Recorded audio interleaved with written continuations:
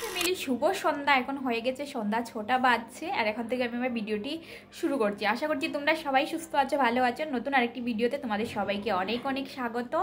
আর আগের ভিডিওটা কাজ করতে করতে শেষ করে নিয়েছিলাম, তারপর ওই ঘর গুছিয়ে স্নানে গিয়েছিলাম। তো স্নানটা করতে করতে না এই 4:30টা বেজে গিয়েছিল, কারণ শীতের দিন তো ভীষণ ছোটো দিন। তো যাই হোক, কাজ করতে করতে আর জানো তো কাজের চক্করে না পাপ্পাইকে ঠিক করে খাবার দেওয়া হয়নি। তো তারপরে স্নানটা সেরে এসে আগে একটুখানি পাপ্পাইকে দুধ গরম করে দিলাম, তো ও দুধ খেয়ে শুয়ে পড়েছে। তো শুয়ে পড়ার পর আমি একটুখানি ভালো করে কাপড় পরলাম, ভীষণ ঠান্ডা লাগছিল, যেহেতু অনেকটা লেটে স্নান করেছি ঠান্ডা ট্যাঙ্কির জল দিয়ে, ভীষণ ঠান্ডা লাগছিল। তাই সোয়েটারের উপর ডাবল সোয়েটার পরেছি, আর এই সোয়েটারটা ভীষণ গরমদায়ক মানে আরামদায়ক। তো আমি ভেবেছিলাম এই বছর এটা ফেলে দেবো, কিন্তু তারপরে দেখো কারণ লুমলুম উঠে গেছে না, ভালো লাগে না। তো সেই কারণে তারপর দেখছি না ঠিক আছে, পরলেই ভীষণ আরাম লাগে, তো এটাই পরলাম। আর ভিতরে আরেকটা সোয়েটার পরেছি, তো এখন গিয়ে একটুখানি আরাম পেয়েছি। আর পায়ে তো জুরব আর জুতো পরে নিয়েছি, আর যেটা করে জুতো পরি না সেইটা আজকে ভিজে গেছে, তো ধোয়ার জন্য বাইরে বের করে রেখেছি, কালকে সকালে ধুয়ে দেবো।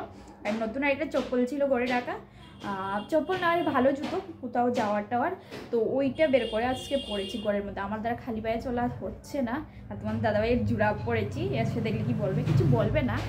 তারপরেও আর ফোন করে বলে দিয়েছি কিছু খাবার নিয়ে আসার জন্য। অনেক দিন হয়েছে বেশ বাইরের কিছু খাচ্ছি না, নাহলে দেখতেই পেতে তোমরা আমরা রেগুলার বাইরের কিছু না কিছু খেতাম, তো এখন একটা স্কিপ করার চেষ্টা করছি।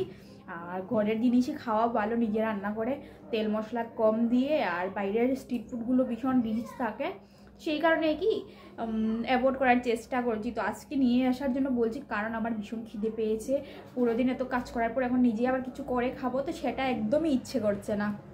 সেই কারণে বললাম যে তুমি কিছু নিয়ে আসো, তো বলেছে নিয়ে আবার এসেছি একটুখানি নমকিন খাবো। নমকিনটা খাওয়াচ্ছে খিদে আর ভালো লাগছে না। যাই হোক, আর এবার জল টল ভরতে হবে, সব খালি করে দিয়েছি। আর ফিল্টার তো আজকে ভরবো না, কালকে সকালবেলা ভরবো, কারণ কালকে না আবার পরিষ্কার করে তারপর স্নান করে এসে রান্নাবান্না করতে হবে। তো নতুনভাবে জল টল ভরে তো আর সেই সব করবো না, রাত্রিবেলা সব পরিষ্কার করে রাখবো। মানে শুধু ফ্রিজটা রয়েছে, আর অবশ্য আমার ফ্রিজটা না ফাঁকাই, ঠান্ডার মধ্যে আর কি রাখবো বলো, তো কিছু রাখা হয় না। তো বাস চুলা আর ফ্রিজ এইসব পরিষ্কার করে রাত্রিবেলা রেখে দেবো, সকালবেলা বাস মুছামুছি, বাইরে বারান্দা টারান্দা আছে, কাপড় আছে, সেগুলো ধুয়ে স্নানটা সেরে আসবো, তারপর রান্নাবান্না করতে পারবো। একটুখানি তাড়াতাড়ি উঠতে হবে, তো চলো করে নিতে হবে, কি আর করবো। 1 মাসের ছিল। সব থেকে মানে কি ভালো লাগে না বলো তো, পুজো দিচ্ছিলাম না কদিন ধরে ঘরে, মানে 1 মাস থেকে। আর পূজাটা ঘরে না দিলে না একদম কেমন যেন লাগে, ভালো লাগে না, যেটা অভ্যাস, একটা পজিটিভিটি ফিল হয় ঘরে ঠাকুর দিলে, আর না দিলে একদমই ভালো লাগে না। তো সেটাই বড় ব্যাপার, নতুন বছর গেছে পুজো দিইনি, তো সেই কারণে মানে ভালো লাগছে যে পুজো দিতে পারবো। তো আজকে মন্দিরটা আর পরিষ্কার করে উঠতে পারিনি, কালকে সকালবেলাই করবো স্নান করার পর, কারণ আজকে স্নান করতে অনেকটা তো লেট হয়ে গেছে, 4:30টার মতো বেজে গেছে। তো এবার আমি একটুখানি নমকিন খেয়ে তারপর বসিয়ে দেবো রান্না, মানে রান্নার মাছ আছে ফ্রিজে, তো বের করে। ভিডিওটি যদি দেখতে ভালো লাগে তাহলে প্লিজ আমার চ্যানেলটি সাবস্ক্রাইব করে দিয়েই ছোটো বোনটার পাশে থেকো। আর অনেক আশা নিয়ে এসেছি ইউটিউবে, তো তোমরা সবাই যদি পাশে থাকো তো আমি এগিয়ে যেতে পারবো, না হলে তো এগিয়ে যেতে পারবো না। আর অবশ্যই কমেন্ট করে তোমাদের মতামত জানিও যে আমার ভিডিও দেখে কেমন লাগছে, আর একটা লাইক করতে কিন্তু ভুলো না। থেকে মাছটা আগে বের করে নিই, আর অবশ্যই ফ্রিজ দেখো পুরো ফাঁকাই আছে, তো মাছটা না বরফ জমেনি, কারণ আমি বন্ধ করে রেখেছি দিনের বেলা, নাহলে অনেক প্রবলেম হয়, অনেকক্ষণ অপেক্ষা থাকতে হয়।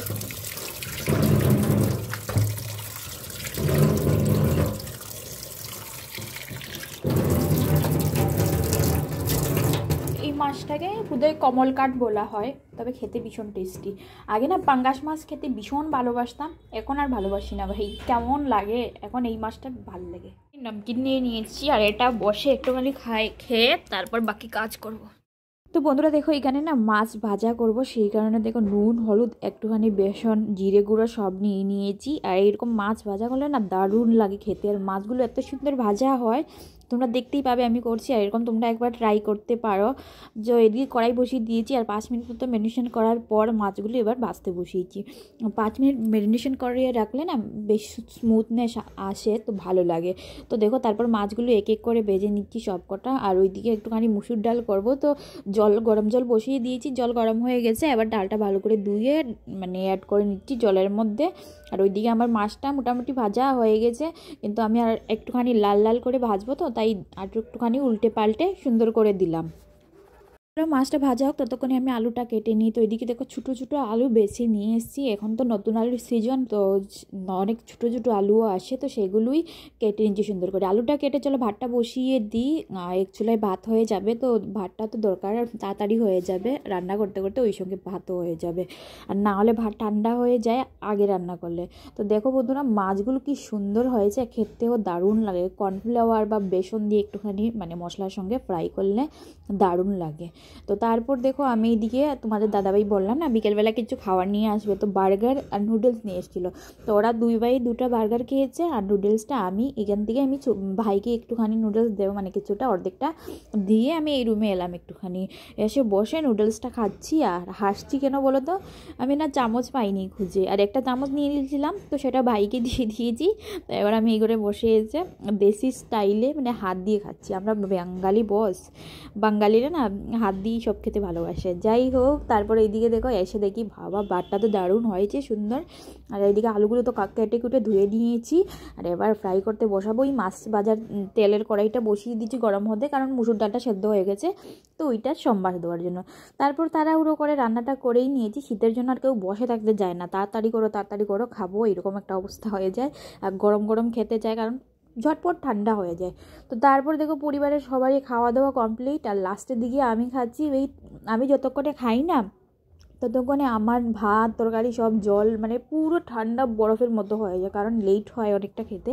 পাপ্পাইকে খাওয়াতে বসাই না, 1 ঘন্টা ওর 1.5 ঘন্টা ওর পিছিয়ে চলে যায়, তোমার দাদাভাইদের খাওয়ার পর ওকে নিয়ে আমার 1-1.5 ঘন্টা কেটে যাওয়ার পর আমি যখন খেতে বসি ওই খাবারগুলো পুরো ঠান্ডা বরফ থাকে। তো তারপর ওই যে নিয়ে বসছি মাছ ভাজা, আলু সেদ্ধ মাখা আর মুসুর ডাল। চলো তারপর খাওয়া দাওয়া কমপ্লিট করে আর এই চলে এসেছি যে রান্নাঘরটা চলো ক্লিন করে রাখি, সুবিধে হয়, না হলে সকালবেলা উঠে আবার সব কিছু পরিষ্কার করতে হবে। তো ওই আর কি চুলাটা ভালো করে পরিষ্কার করে নিচ্ছি, একদম গ্যাসটা তুলে গ্যাসটা মোছার পর না বার্নারগুলো ধুয়ে দিয়ে দেওয়ার জন্য বের করেছি, আর নিচটাও ভালো করে ক্লিন করে নিলাম, মানে পুরো ডিপ ক্লিন বলতে পারো করে নিচ্ছি। নিয়ে আর এবার চলে যাবো, চলো কিছুটা বাসন আছে, মানে কিছুটা না অনেকটাই, রাত্রে খাওয়া দাওয়ার পর যে বাসনগুলো বেরিয়েছে সেইগুলো মেজে নেব। তো মেজে আগেই নিয়েছি, নিয়ে না আর এখন এবার ধুয়ে ধুয়ে তুলছি বাসনগুলো, আর অনেকগুলো বাসন ছিল। এই হয় আমি না এত বাসন মানে এত করি কি বলবো, কোনো কন্ট্রোল নেই এইসবের মধ্যে, করতেই থাকি ধোয়ার সময় বুঝেছি অনেকগুলো মানে এত করে নিয়েছি।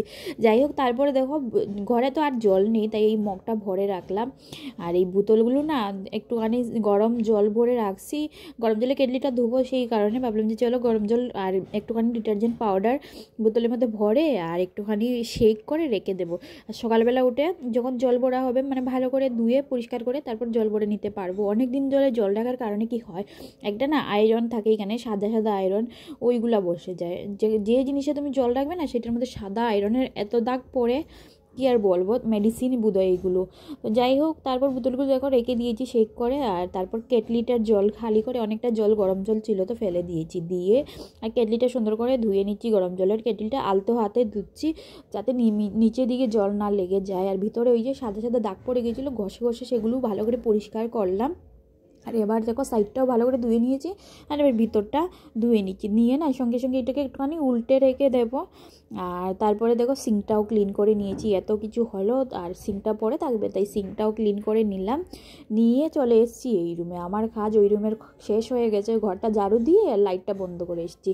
আর এবার বলি আমার পায়ের অবস্থা তো খারাপ, তার সঙ্গে কিন্তু হাতের অবস্থাও খারাপ হয়ে গেছে, হাতের ভীষণ যন্ত্রণা হচ্ছে, পুরো হাত ফুলে লাল লাল হয়ে গেছে, আর পা তো মানে বলার কিছু নেই, ভীষণ অবস্থা খারাপ পায়ের। আর অতিরিক্ত ঠান্ডার কারণেই, কারণ ঠান্ডার মধ্যে আমি কোনো ধরনের যত্ন নিইনি, আর দেখতেই পাচ্ছ কেমন লাল লাল হয়ে গেছে, বুঝতে পারছো কিনা জানি না। যাই হোক আমার তো খাওয়া দাওয়া সব কমপ্লিট, আর ডাইপার নিয়ে এসেছি, এটা পাপাইকে পরাবো, প্যান্টি চেঞ্জ করিয়ে ওকে ফ্রেশ করিয়ে আর তারপর আমি ঘুমিয়ে পড়বো। তো আজকের জন্য টাটা বাই বাই, সবাইকে অনেক